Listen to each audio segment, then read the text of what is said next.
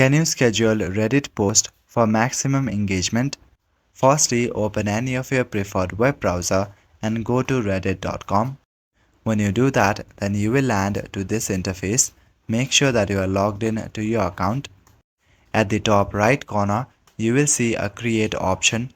Click on the create option. Then you will land to this kind of interface. Now you can set a title for your post. Additionally, you can also include a description. There are other options also available apart from text, such as images and videos and links. Right now, scheduling isn't available by default for normal users on all subreddits.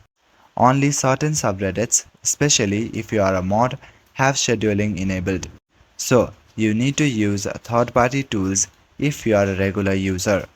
However, if you are a regular user, what you can do is to only save draft and post for most subs. There are no built-in schedule options unless the subreddit allows it. So in conclusion, Reddit itself has no schedule options for most users. That's all for today. Thank you.